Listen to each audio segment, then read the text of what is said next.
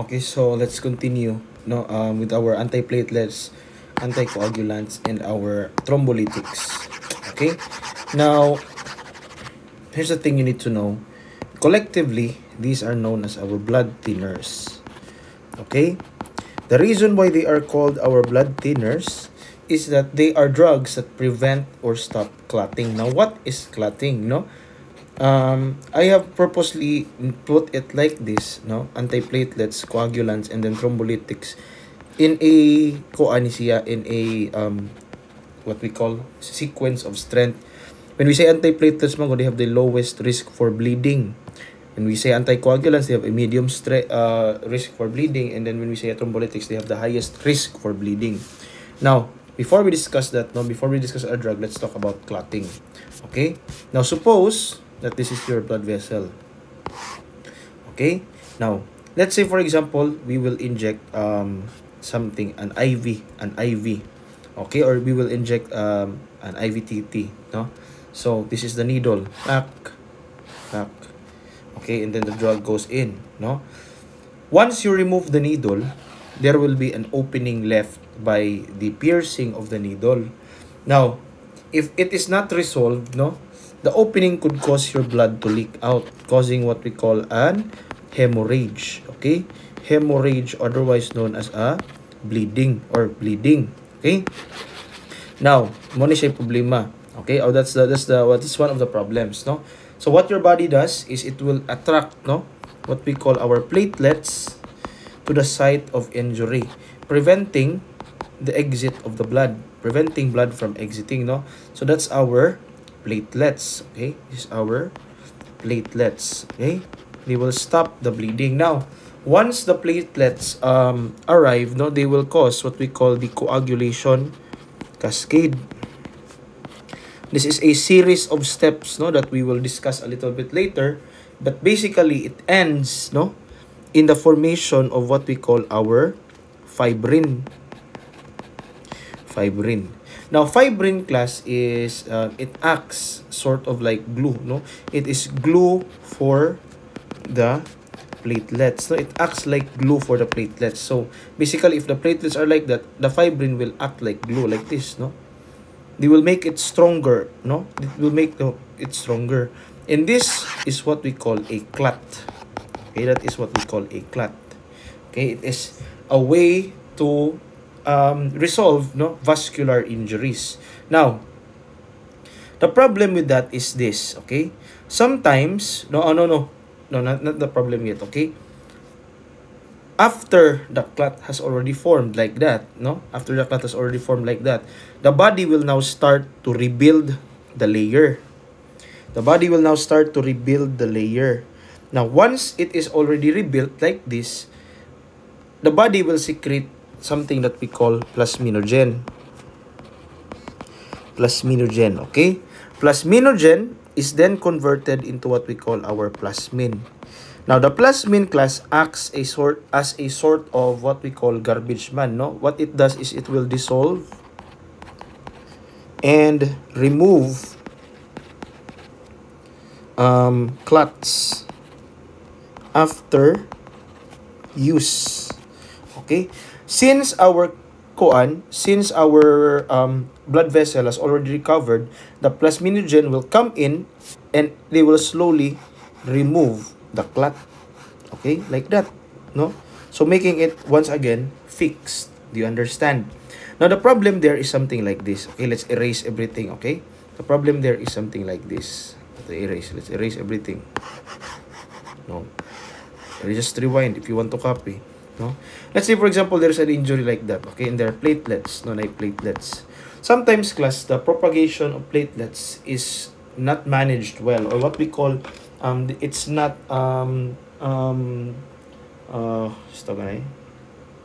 what's the word? It's not controlled well, So uncontrollable platelet aggregation. So what happens there is sometimes the platelets will do something like this, There will be too much platelets. Okay, there will be too many platelets, manubra. Okay, look. Okay. Tanaw, ha? Let's put more platelets, Like that. And as always, na fibrin, Now, in this instance, no, at this point, no, the platelets, no, because there is too many, is now impeding or stopping blood flow. And keep in mind that there is something like this, if there is an obstruction, always remember that there will be a decrease in cardiac output, and because of that there will be a decrease in oxygen content towards the cells, no. Now this is what we call, this is what we call a thrombus. Okay, a thrombus is a non-moving or an immobile restrictive clot. A non-moving restrictive clot. Okay, so it will just impede the blood flow. However, sometimes there is a tendency of these thrombus, no, to detach from what we call its the vascular layer, no, and then it will move around, no. Let's draw it like this, no.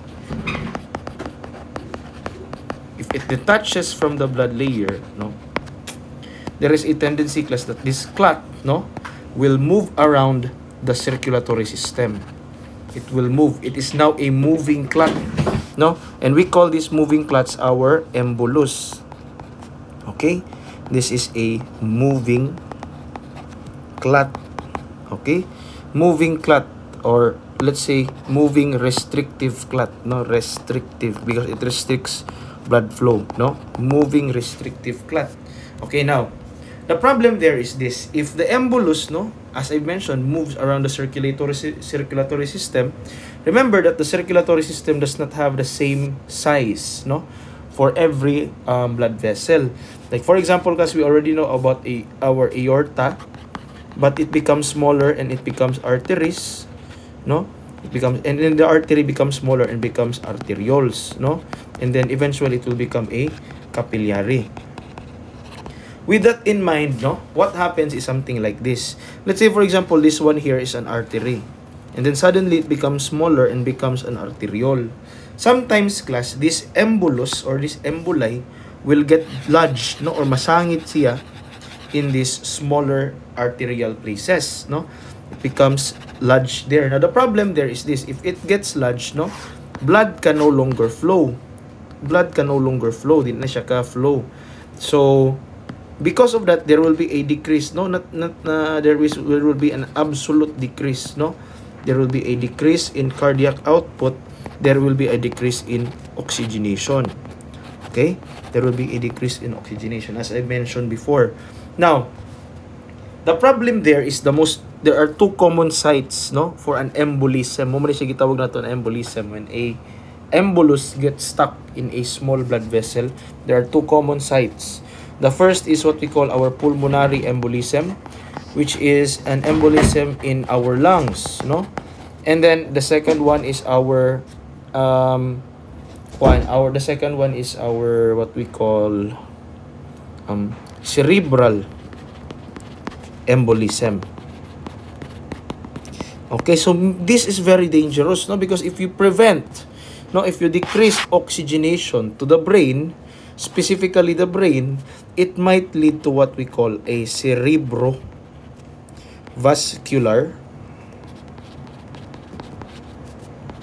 accident. Okay, accident, also known as a stroke, no, also known as a stroke. Now let's talk about this in a deeper sense, no. So once, what we need, or what the purpose of our drugs, our antiplatelets, our anticoagulants, and our thrombolytics is to prevent thrombus and embolus formation. To prevent thrombus and embolus formation. To basically, these are drugs that prevent and or stop clotting specifically. As I've said, clotting is not good. It is not bad as well. It is, it depends, no? It is good because it stops your blood vessels from bleeding out, but it's bad if manubra pod, if there is too much clotting. Okay, so let's talk about our drugs. Okay, but before we do that, yan, saan to? Before we do that, let's go back to the drawing board. Ayan. Okay, Now, this is our coagulation cascade, class. Okay? Don't look at the blue parts yet. Let's talk about the cascade first, no? So, focus more on the process itself. Don't look at the blue text yet. Now, what happens there is this, no? When a vascular injury occurs, no? If a vascular injury occurs, then the body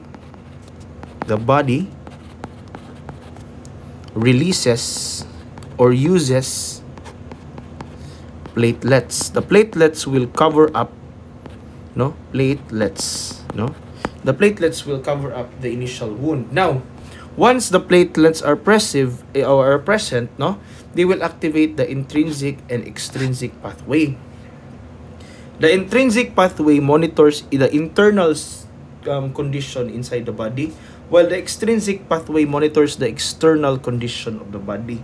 Now, listen to me, ha. This is a step-by-step process, no? And don't get intimidated. We will not discuss in great detail. No, so we will just discuss the process as a whole, no?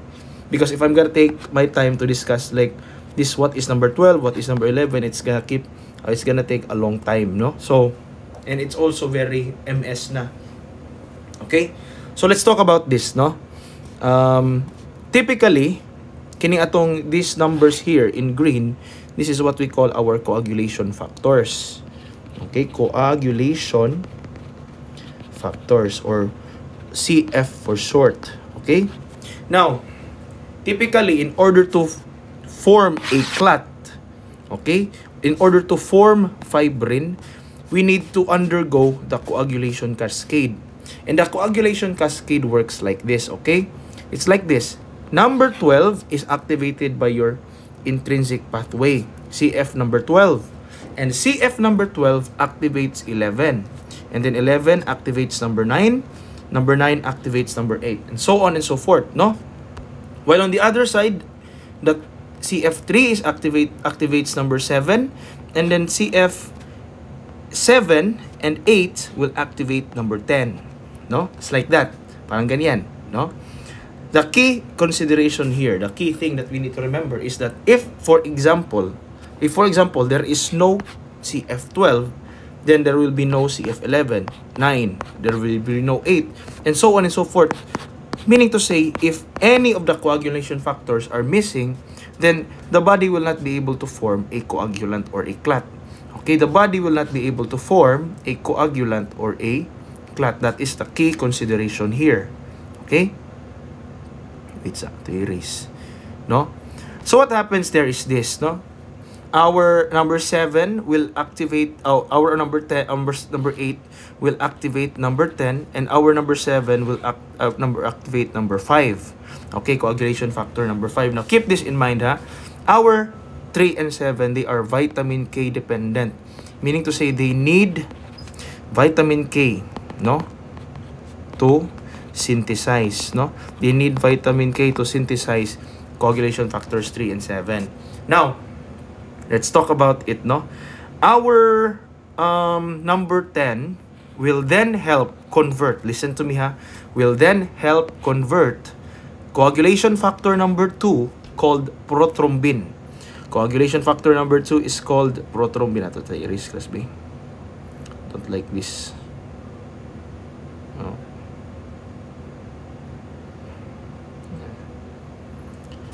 Our number 10 will help convert coagulation factor number 2, prothrombin, or called prothrombin, into thrombin. Okay? Yan na, ha?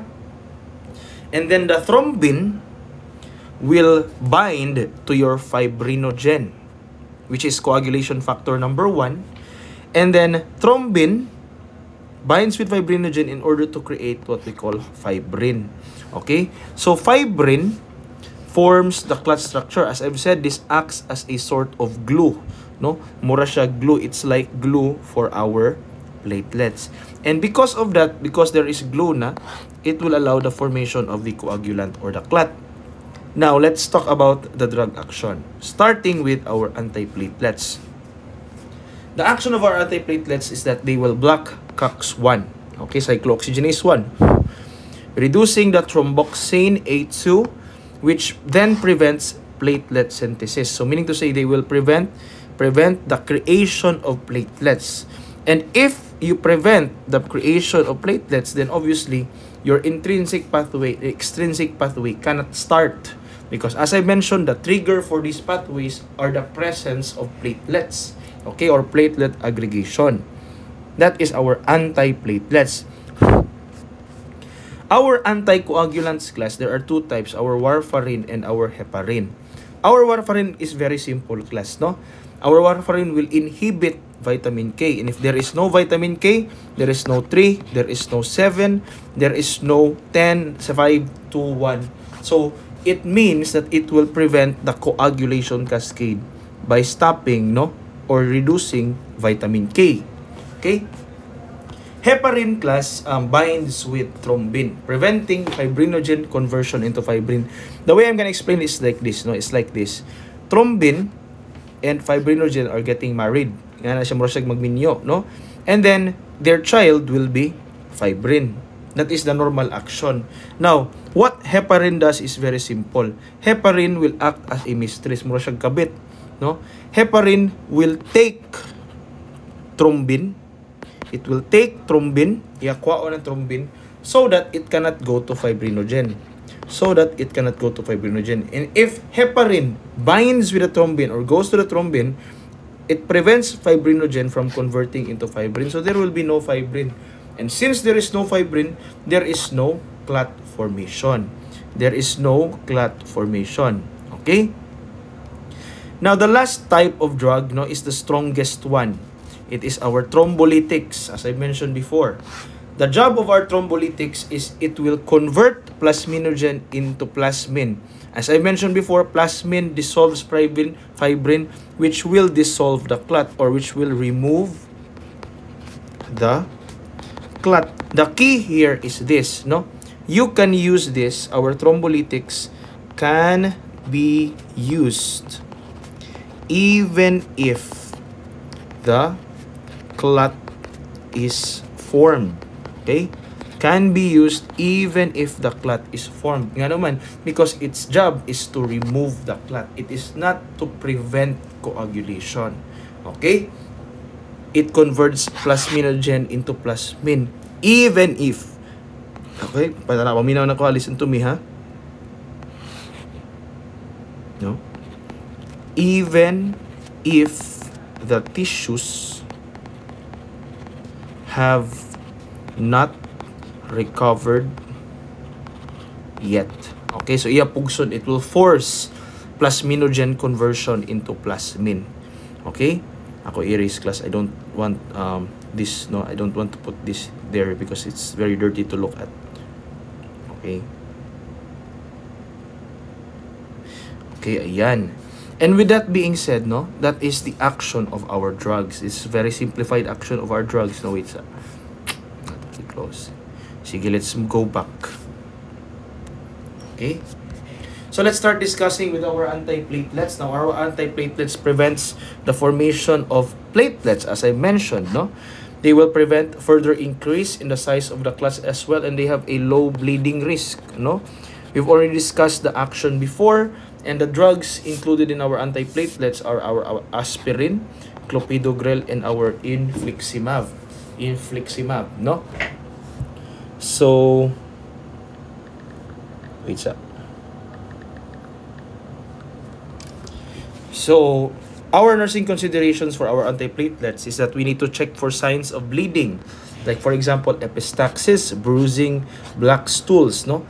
Because as I've said, this will cause, no, have a bleeding risk, no? A low bleeding risk, but a bleeding risk all the same.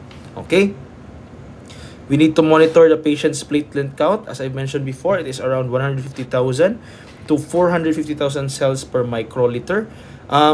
What you need to do is you need to notify the doctor if the platelet is less than 150,000, and then hold your antiplatelet if the platelet count is less than 50,000. Okay? We need to monitor the patient's hemoglobin as well. For males, it is around 9 to 12 grams per deciliter, while for females, it is around 8 to 10 grams per deciliter. Hala. Okay? 8 to 10 grams per deciliter. Now, what we need to do is we need to hold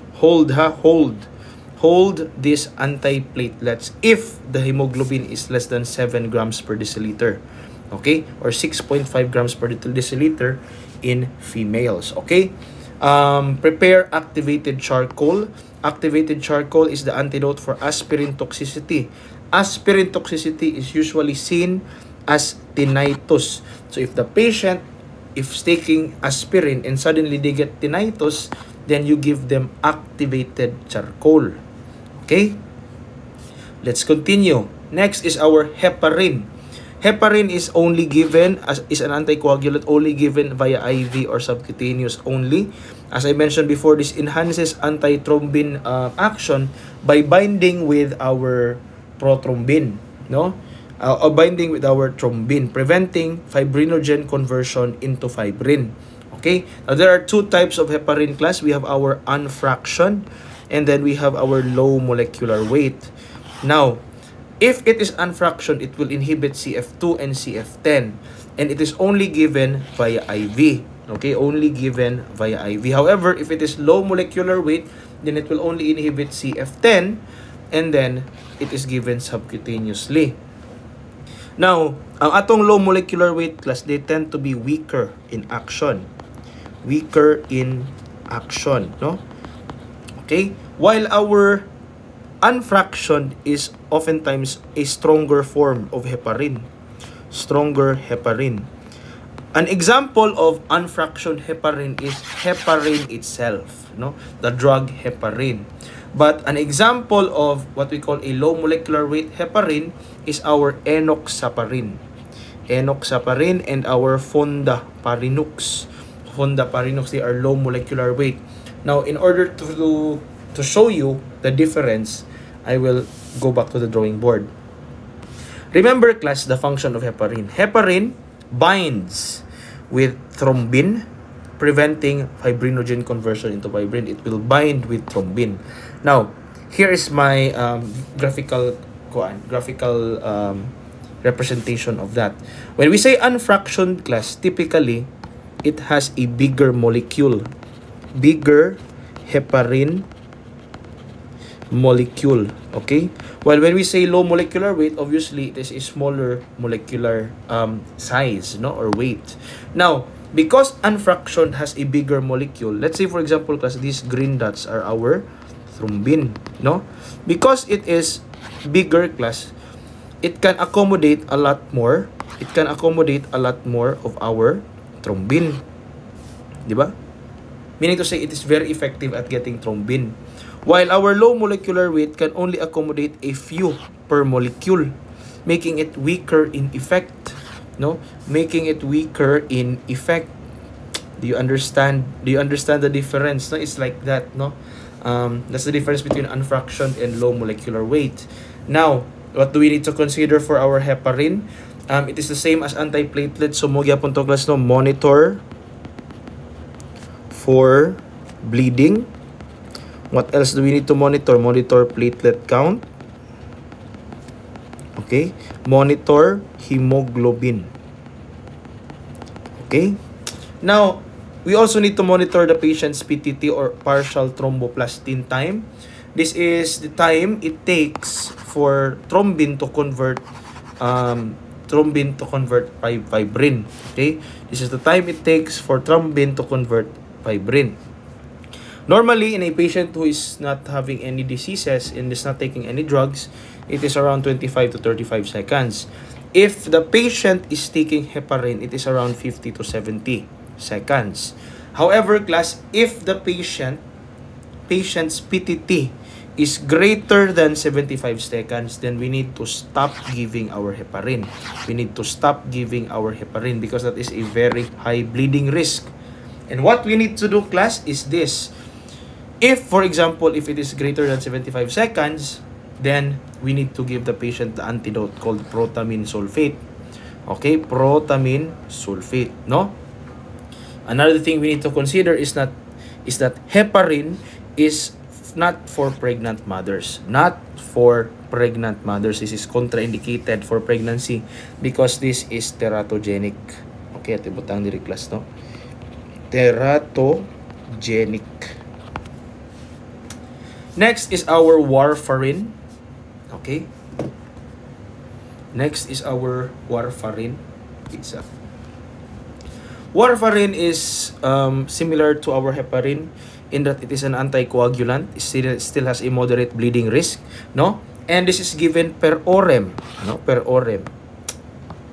Okay, which a class?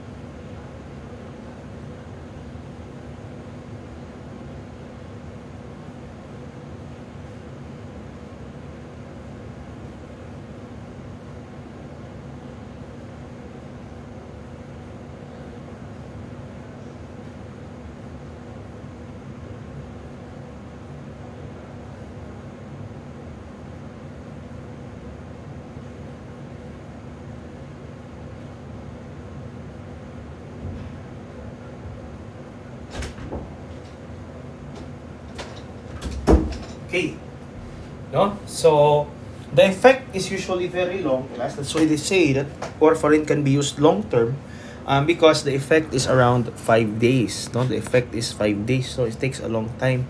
Now, here's the thing you need to remember about heparin. Okay, the action is it will inhibit vitamin K during the synthesis of CF3 and CF7, preventing the continuation of the extrinsic pathway, as I've discussed before.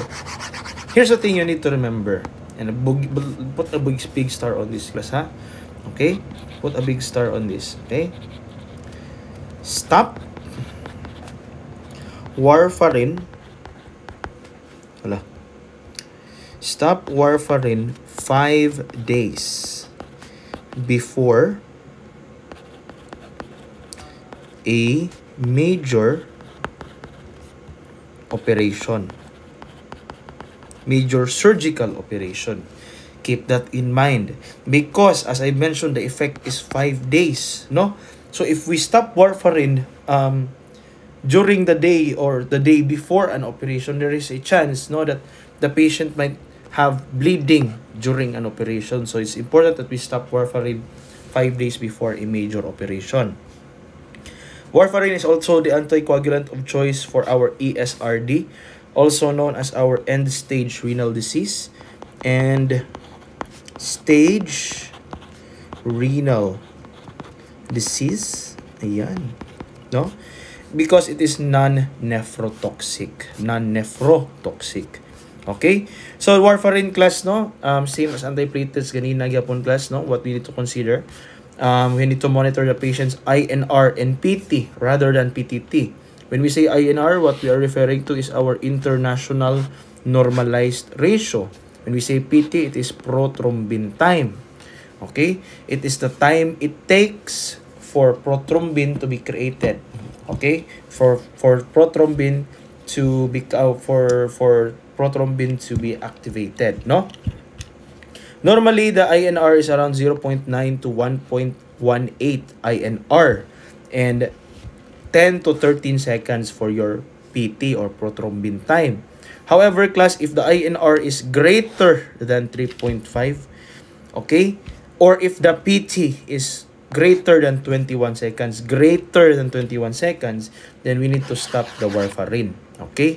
And in that case, no, if it is greater, then we need to prepare the antidote, which is our vitamin K. Okay, sa heparin class, it was protamine sulfate. In our warfarin, it is our vitamin K. Okay?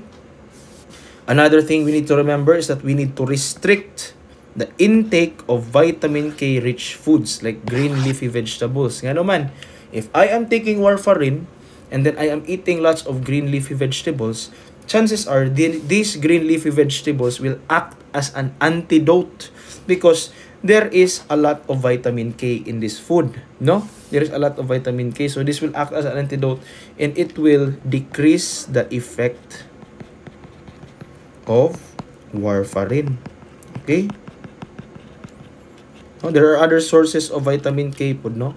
And warfarin is also very good because it is safe for pregnant mothers. This is safe for pregnant mothers. No, it's not contraindicated. Now, here's an NCLEX question for you, class. I want you to answer it properly, okay? After mananig save, no? Okay, so here's the NCLEX question. A patient is ordered to start an IV continuous heparin drip. Prior to starting the medication, the nurse will ensure that what information is gathered correctly before initiating the drip. I will give you time, no? You can pause the video to think about your answer, and then I will explain. Okay. Okay, now the patient is ordered to start a continuous heparin drip. Okay, so what should I gather? What information should I gather? Number one, class, it is not ECG. Because as I mentioned, you need to monitor ECG if they are taking antidysrhythmics. Okay? Antidysrhythmic drugs, no? Like for example, class, katong atong mga beta blockers, calcium channel blockers, and heparin is neither of those, no? It is not the PT and INR level because the PT and INR level is for warfarin. Okay? And it is not weight because heparin does not cause dehydration. Heparin does not cause dehydration. No? Or it does not affect hydration. So it is vital signs. As I mentioned before, when you are giving cardio drugs, you have to monitor the patient's heart rate and BP. Okay? Heart rate and BP. So A is the answer. Yan. Lastly, class, we'll move on to our thrombolytics, no?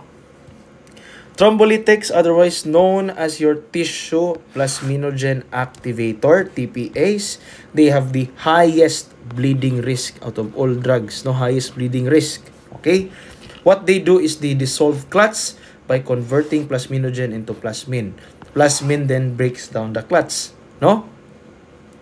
The problem with thrombolytics is this: it will dissolve all clots.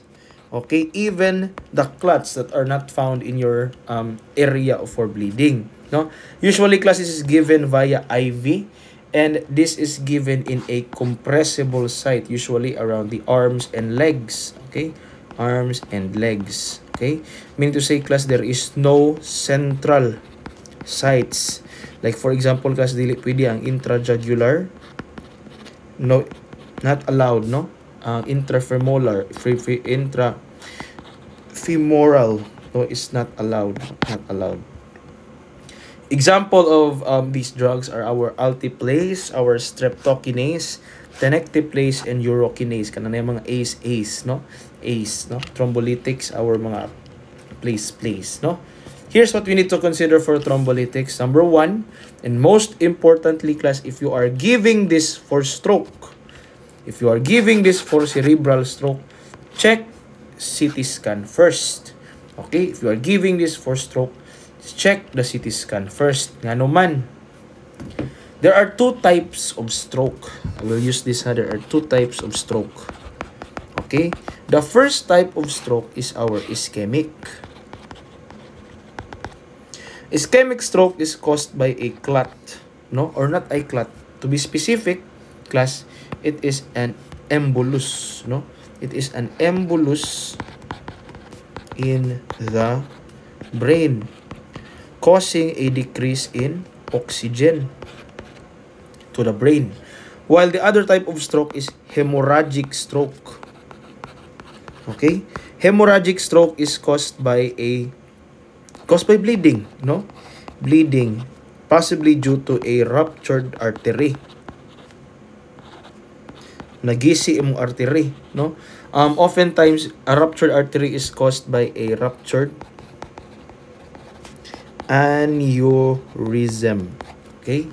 Ruptured aneurysm. Now, here's the thing. Okay? Atong thrombolytics, since they dissolve clots, they are very good for ischemic stroke. Okay? Ischemic stroke. But they are not good for hemorrhagic stroke. They are contraindicated. Why? Because if you give a patient who is already bleeding a drug that promotes bleeding, then you will kill your patient. That's why, class, if a patient comes into the hospital and they have stroke-like symptoms, the first thing that they will do is they will get a CT scan to determine whether or whether not it is an ischemic or hemorrhagic stroke. Okay? If it is an ischemic stroke, then you will give thrombolytics. If it is a hemorrhagic stroke, then you will do something else. You will perfuse. You will promote reperfusion, no? Typically, you will promote reperfusion by increasing the blood pressure. Also, you can give, for hemorrhagic stroke, you typically give what we call blood transfusion, no? Assess for signs of bleeding often. Do not give with other anticoagulants or antiplatelets. It must be given in isolation. No IM and subcutaneous injections, no ABG draws. Basically, you're not allowed to use parenteral medications because you might bleed out. And then tell the patient do not use razors or no razors and use soft bristle toothbrush. These two will prevent bleeding. These two will prevent bleeding. And that's it, no, for our cardiovascular drugs today.